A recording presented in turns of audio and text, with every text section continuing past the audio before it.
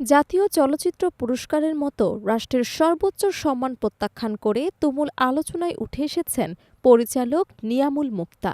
সাহসী ও ব্যতিক্রমী এই সিদ্ধান্ত চলচ্চিত্র অঙ্গনে যেমন আলোড়ন তুলেছে, তেমনি সামাজিক যোগাযোগ মাধ্যমেও তৈরি করেছে তীব্র বিতর্ক।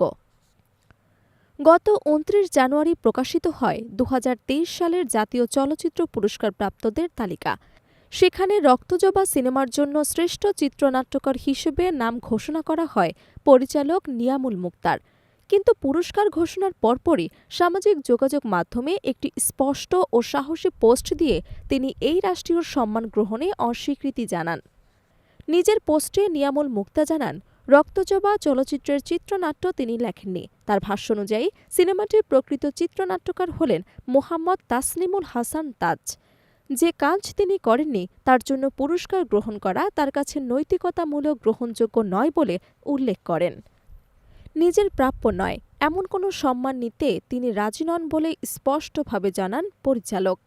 তবে বিতর্ক এখানেই থেমে নেই। পুরস্কার প্রদানের যোগ্যতা ও নির্বাচনী মানদণ্ড নিয়েও প্রশ্ন তুলেছেন নিয়ামুল মুক্তা।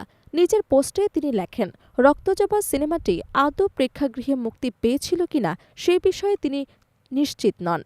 তিনি বলেন, আমি নিজেই আমার সিনেমা হলে রক্তজবা দেখতে পারিনি, দর্শকদের দেখাতে পারিনি। আমি জানি না সিনেমাটি হলে মুক্তি পেয়েছিল কিনা। এই বক্তব্যের মাধ্যমে তিনি গুরুত্বপূর্ণ একটি প্রশ্ন সামনে আনেন। কোনো চলচ্চিত্র প্রেক্ষাগৃহে মুক্তি না পেলেও কি তা জাতীয় চলচ্চিত্র পুরস্কারের জন্য বিবেচিত হতে পারে?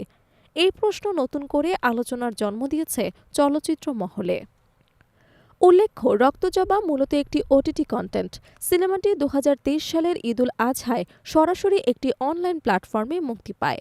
ফলে এটি প্রেক্ষাগৃহে প্রদর্শিত হয়নি বলে জানা যায়। অথচ এমন একটি কন্টেন্ট কিভাবে জাতীয় চলচ্চিত্র পুরস্কারের তালিকায় স্থান পেল তা নিয়ে উঠেছে নানা প্রশ্ন। আরও বিতর্কের জন্ম দিয়েছে আরেকটি বিষয়। সিনেমাটির টাইটেল কার্ডে নিয়ামুল মুক্তার নাম চিত্রনাট্যকার হিসেবে উল্লেখ না থাকা সত্ত্বেও কিভাবে জুরি বোর্ড তাকে শ্রেষ্ঠ চিত্রনাট্যকার হিসেবে নির্বাচিত করল, সে প্রশ্ন ঘুরপাক খাচ্ছে চলচ্চিত্র সংশ্লিষ্টদের মধ্যে। তবে এসব বিতর্কের মধ্যেও নিয়ামুল মুক্তার অবস্থানকে সাধুবাদ জানিয়েছেন চলচ্চিত্র অঙ্গনের অনেকেই। অনেকের মতে, নিজের প্রাপ্য নয় এমন পুরস্কার প্রত্যাখ্যান করার মতো সাহস ও সততা খুব কম মানুষের মধ্যেই দেখা যায়। তারা মনে করছেন তার এই অবস্থান জাতীয় চলচ্চিত্র পুরস্কারের স্বচ্ছতা ও বিশ্বাসযোগ্যতা নিয়ে নতুন করে ভাবার সুযোগ তৈরি করেছে। একই সঙ্গে চলচ্চিত্র সংশ্লিষ্টদের দাবি, রাষ্ট্রের এই সর্বোচ্চ সম্মান যেন স্বচ্ছ, নিরপেক্ষ ও সুস্পষ্ট মানদণ্ডের ভিত্তিতেই প্রদান করা হয়। নিয়ামুল মুক্তার এই সাহসী সিদ্ধান্ত সেই দাবিকেই আরও জোরালো করে তুলেছে বলে মনে করছেন সংশ্লিষ্টরা।